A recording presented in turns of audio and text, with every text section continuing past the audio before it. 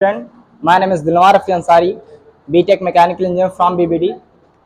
Today we will teach rational expression. Class 10th first chapter rational expression. Firstly, we will talk about rational number. What is rational number? The number of the form of P by Q where P and Q are integers and Q never equal to 0 is called a rational number. ऐसे number जो कि P by Q के form में होते हैं जहां पर P और Q क्या है इंटीजर हो and Q never equal to 0 और Q क्या हो आपका 0 नहीं होना चाहिए।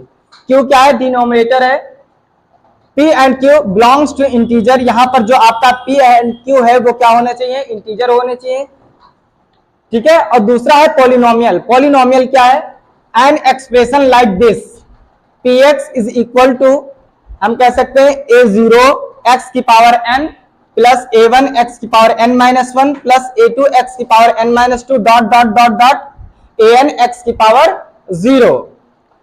तो इस टाइप के फॉर्म को हम कहते हैं पॉलिनोमियल इन एक्स फॉर्म में। अगर यहां पर आपका जेड आता है, जहां जहां एक्स है वहां वहां अगर जेड आ जाए तो वो कहेंगे पॉलिनोमियल इन जेड फॉर्म। पॉलिनोमियल के लिए कंडीशन क्या है a0 a1 a2 and a3 dot dot जो आपका n गया है यहां तक an जहां पर लिखा है ये सब क्या होने चाहिए रियल नंबर होने चाहिए। एंड n क्या होना चाहिए जो डिग्री ऊपर लगी हुई है n ये नॉन निगेटिव नंबर होने चाहिए, ये निगेटिव नहीं होने चाहिए क्योंकि पॉलिनोमियल की जो डिग्री होती है वो होल नंबर में होती है, निगेटिव भी ना हो और फ्रैक्शन में भी ना हो, पूरी क्या होनी चाहिए होल नंबर होना चाहिए। तो उसको हम कहते हैं पॉलिनोमियल और डिग्री n जो हाईएस्ट पावर है पॉलिनोमियल की उसे हम कहते हैं डिग्री। तो आपसे क्वेश्चन में ये भी पूछा जा सकता है बताइए ये टर्म ये एक्सप्रेशन दे दिया जाए और पूछा जाए कि बताइए इसकी डिग्री क्या होगी, किस डिग्री का पॉलिनोमियल है, तो आप देखेंगे जो x की पावर सबसे ज्यादा जो पावर होगी उसी को हम क्या कह देंगे डिग्री कह देंगे। अब देखिए इंटीजर्स क्या है, आपने पहले पढ़ा रेशनल नंबर किस फॉर्म में होना चाहिए p बाई क्यू के फॉर्म में होना चाहिए और p क्यू क्या होने चाहिए इंटीजर। तो आप सबसे पहले आपके दिमाग में आया होगा कि इंटीजर क्या, आपने क्लास 8 में पढ़ लिया है।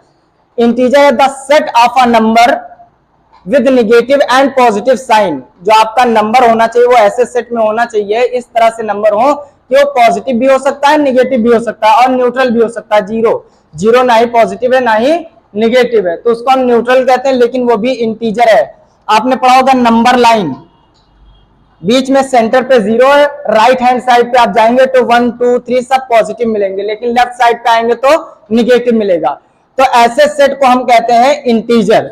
यहां पर मैंने लिख भी दिया definition the set of a number with negative and positive sign are called a integer. अब देखिए इंटीजर में हो गया, इंटीजर में कुछ रूल्स होते हैं कि पता करें कि इंटीजर्स है तो किस किस प्रॉपर्टी को फॉलो करता है। तो इसलिए हम इंटीजर्स और पॉलिनोमियल भी एक एक्सप्रेशन है तो इसमें हम लोग दोनों में डिफरेंस बताएंगे आखिर पॉलिनोमियल में और इंटीजर में डिफरेंस क्या है।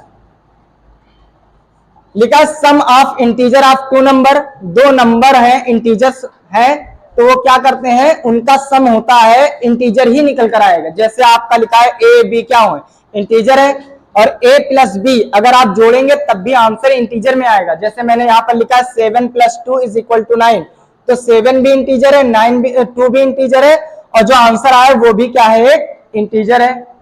तो यहां पर लिख दिया a plus B belongs to integers होना चाहिए। एडिशन ऑफ टू इंटीजर, अगर दो इंटीजर्स को जोड़े जाएंगे तो वो कम्यूटेटिव प्रॉपर्टी को फॉलो कर रहे हैं कि नहीं फॉलो कर रहे हैं, तो फॉलो कर रहे हैं इसलिए मैंने लिख दिया addition of two integer is commutative. जो एडिशन होता है दो इंटीजर्स का वो क्या होता है कम्यूटेटिव होता है।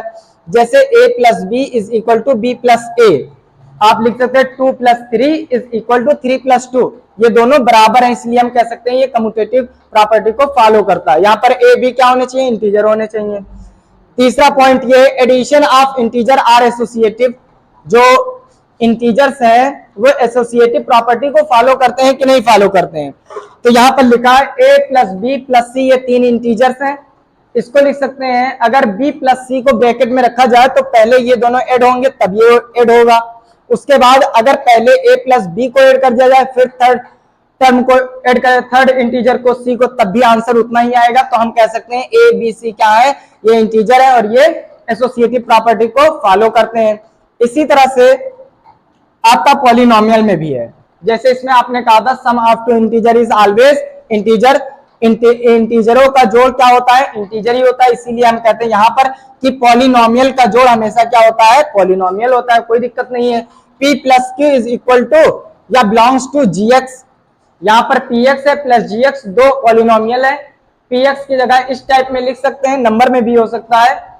तो px प्लस qx दोनों को जोड़ा तो एक तीसरा पॉलिनोमियल निकल कर आएगा gx, तो gx भी क्या है, एक पॉलिनोमियल है। तो हम कह सकते हैं sum of polynomial is always polynomial. Addition of a polynomial, जहां px लिखा उसे हम पॉलिनोमियल कहते हैं। Addition of a polynomial is commutative, जो एडिशन होता है पॉलिनोमियल का वो क्या है, कम्यूटेटिव है।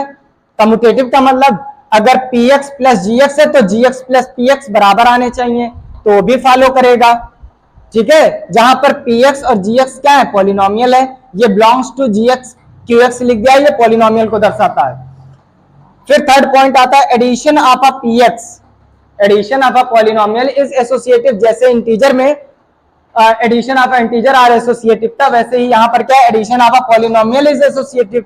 अगर तीन पॉलिनोमियल है, अगर दो पॉलिनोमियल को पहले जोड़कर तीसरे पॉलिनोमियल से जोड़ा जाए तो आंसर उतना ही आएगा कि पहले दो इंटीजर को जोड़ दिया जाए, तीसरे के साथ जोड़ेंगे तो आंसर बराबर आए। जैसे यहाँ पर px प्लस qx को जोड़ा है, लेकिन राइट हैंड साइड पे qx प्लस rx को जोड़ा है, फिर भी आंसर बराबर आ रहा है। इसलिए हम कह सकते हैं कि जो एडिशन है पॉलिनोमियल का वो क्या है, एसोसिएटिव है। आपका सेकेंड पार्ट देखेंगे, इसमें अभी कुछ बचा हुआ है तो हम नेक्स्ट लेक्चर में बताएंगे, सेकेंड लेक्चर में, ठीक है। आप हमारे चैनल को, ये यूट्यूब पे चैनल जो आपका न्यू स्टडी पॉइंट है, इसे आप फॉलो करिए, सब्सक्राइब करिए और बेल आइकन का बटन दबाकर उसे